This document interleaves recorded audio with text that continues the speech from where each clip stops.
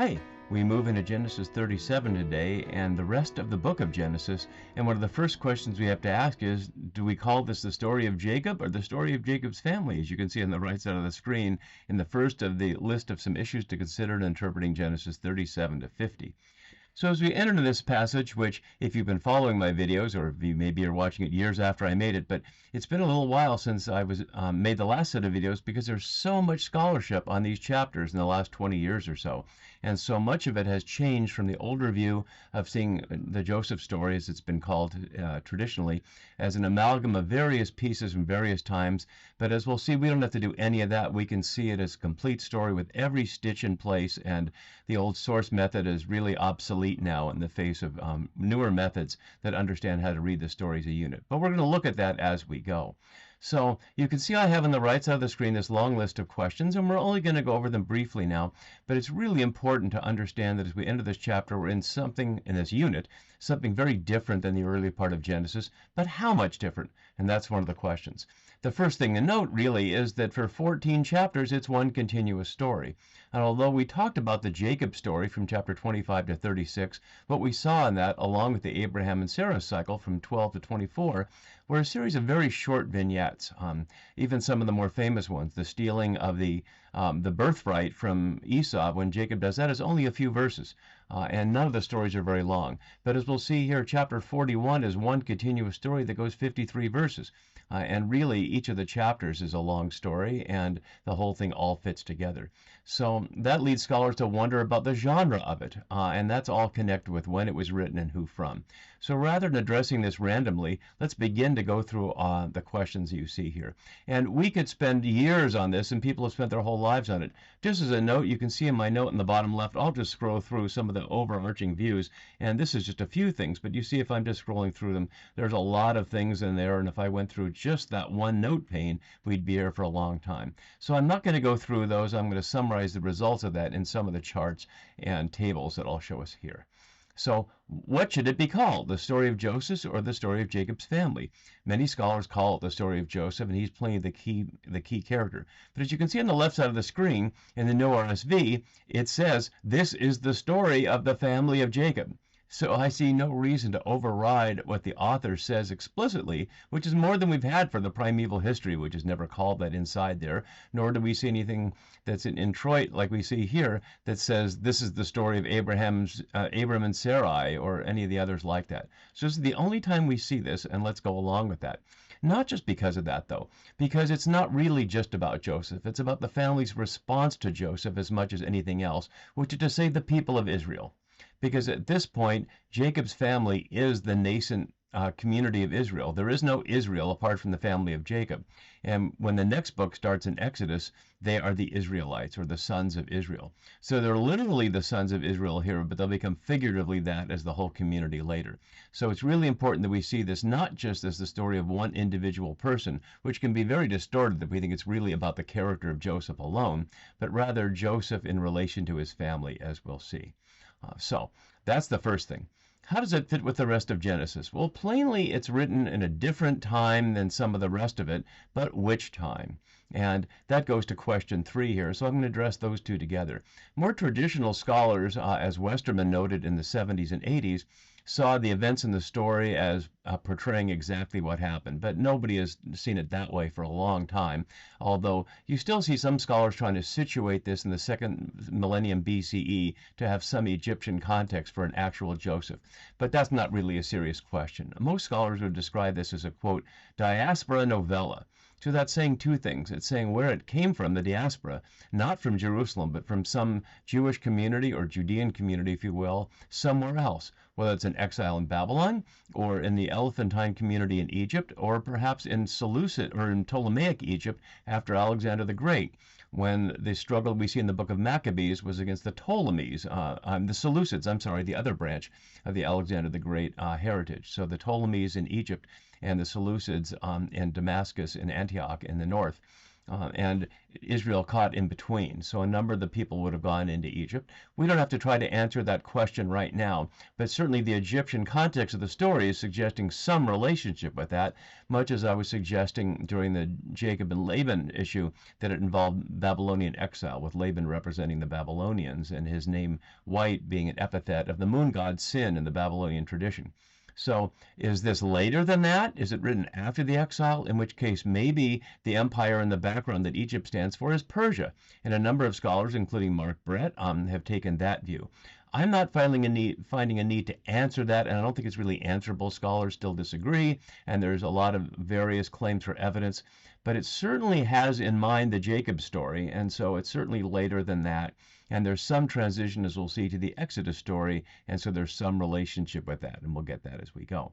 So the answer to the question of how it fits, it echoes a number of the themes, and we'll see, including echoes to the first chapters of Genesis in particular, including the only use since the very first verses of the book of Ruach Elohim, the Spirit of God, which is attributed to Joseph. So there are certainly many connections with Genesis, as we'll see. That's the best we can say about when and where it was written. And I do want to suggest the pieces absolutely fit into a coherent whole. The piece that jumps out at some people as a foreign intervention is chapter 38, which turns from Joseph, who's the subject of the story in chapter 37 and 39, to the story of Tamar and her father-in-law Judah and her desire to have a child.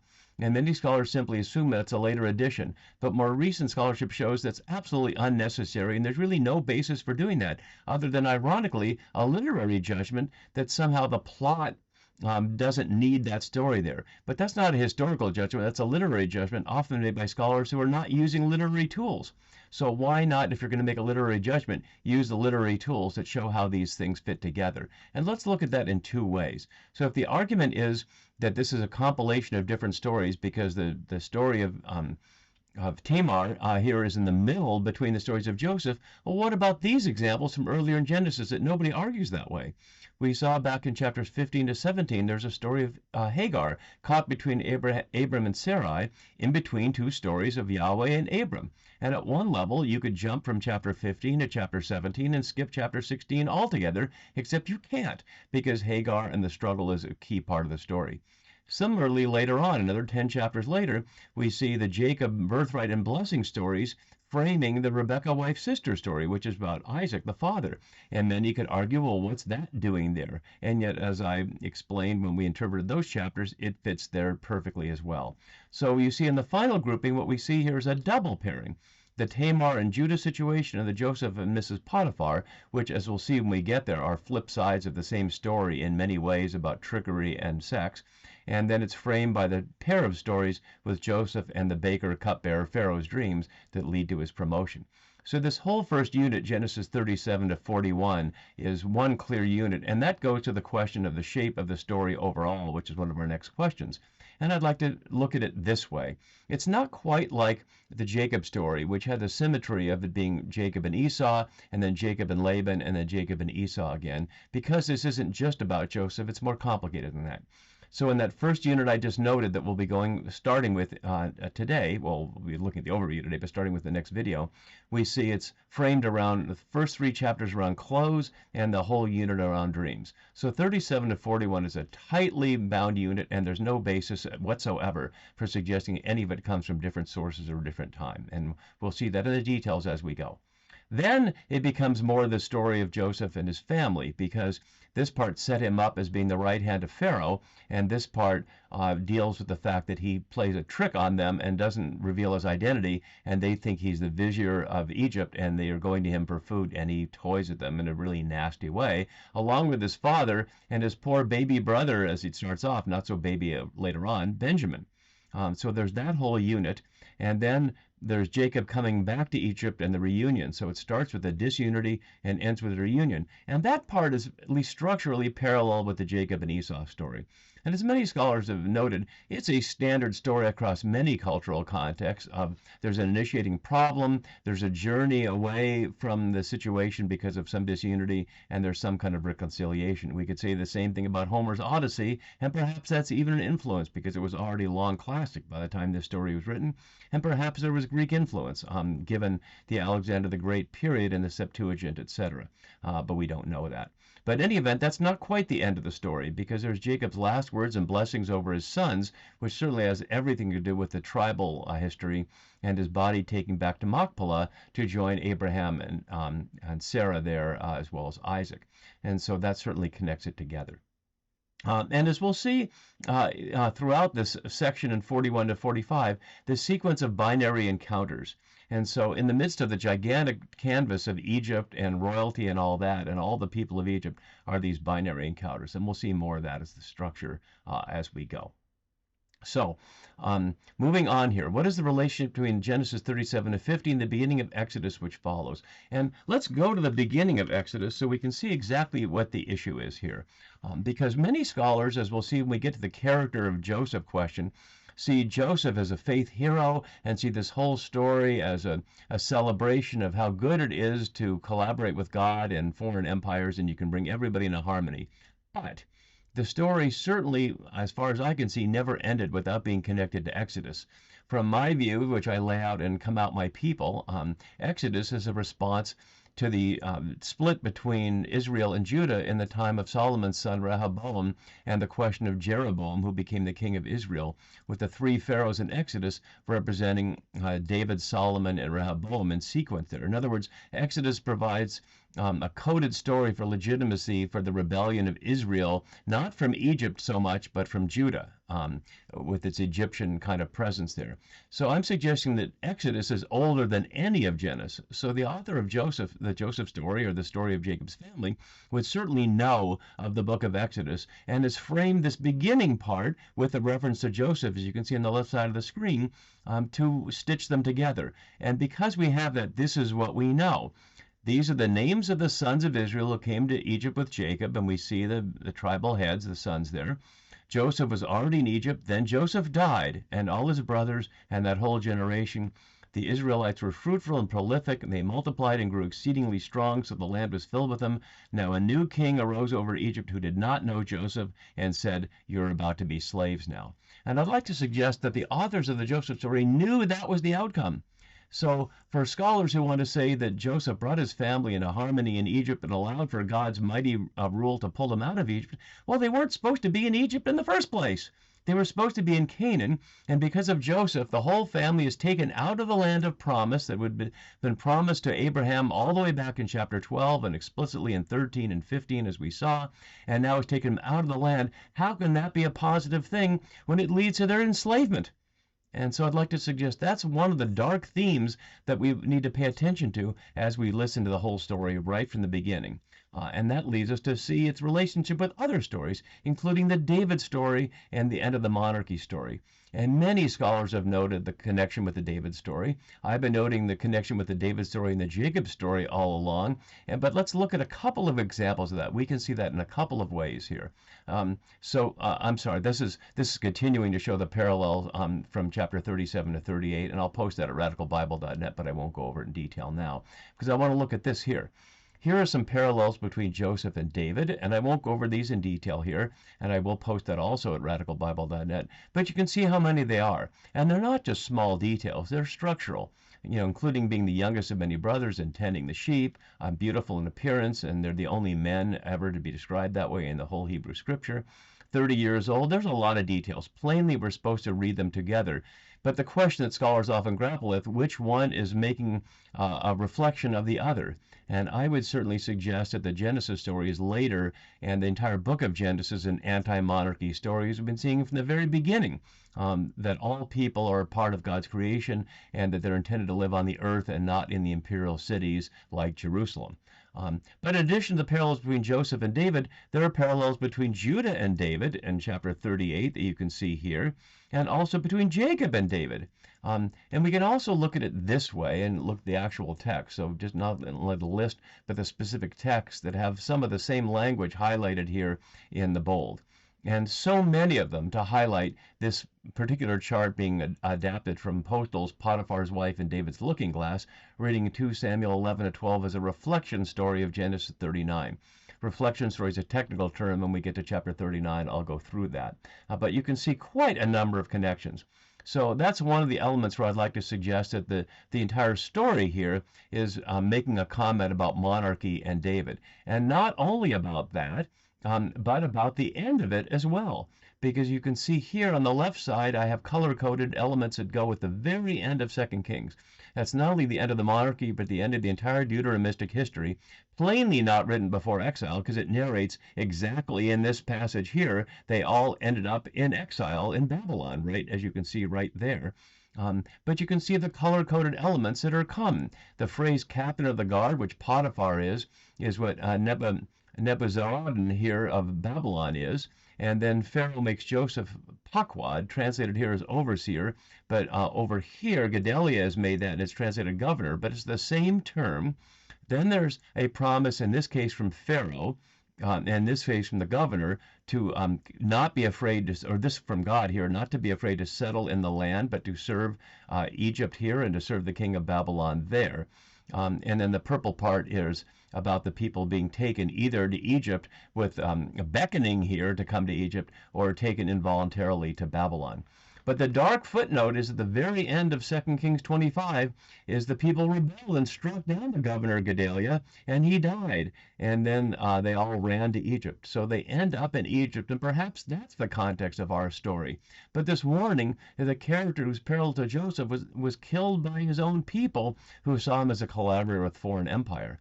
So to the extent that scholars are happy to see Joseph collaborating with Pharaoh, maybe that has to do with their own scholarly position as collaborating with the empires of our own time and the benefits often in universities and otherwise that people get from that. But I'm not judging anybody in particular. Scholars have to decide for themselves where their own personal integrity is and where they're interpreting the text regardless of the outcome. Returning to our list here. So what is the relationship between these stories in Daniel 1 to 6? And they're incredibly close, the story in Genesis 41 and Daniel 2, as you can see here. Certainly, the author of Daniel knows the story of Joseph. And that puts a boundary, if you will, on the latest time in which the Genesis story we're looking at could have been written, because Daniel, by almost all scholarly accounts, is from the early 2nd century BCE, during the time of the reign of the Seleucid king Antiochus Epiphanes IV, who was very oppressive in Jerusalem and Judea in general. And so the court tales in Daniel are placed in the time of Nebuchadnezzar in Babylon in exile, just as the Joseph stories are placed in Pharaoh. But you see how similar they are in terms of the king having a dream and Daniel and Joseph being discovered as young foreigners, whether in exile from Judah or a young Hebrew to translate, and the translation that is given. And there are also differences between Joseph's relationship with Egypt and Daniel's relationship with Babylon that we'll look at more as we go. So the story in our text is going back and forth with a number of biblical stories, and there are also essays that I won't go into detail that highlight that, down to counting words that connect the David story with the Joseph story. We will not get into that kind of detail here. And where is God in all this? And one of the things we need to pay attention to, as my note has, can we or should we trust characters in attributing divine power or authority to the unfolding events? For example, Joseph will say many times God is involved in this situation. But is that so? Do we really believe that it's so because Joseph says so? Many kings and emperors can claim God's on their side. The Romans certainly claimed the God's on their side. But do we believe that as followers of Jesus, if that's what we are? Or even if we're Jews and believe in Yahweh, do we believe that Yahweh is actually on the side of foreign empires to oppress and enslave God's own people? Maybe not. And so we're going to have to evaluate the question of where Yahweh, who's named in the beginning, and Elohim as God later, fits in with this story based on what we know from the rest of Genesis. But what about the narrator too? Can we trust that the narrator's expression of when God is involved is accurate? If we can't trust the narrator, then maybe the whole thing falls apart, but we'll have to take that as we go.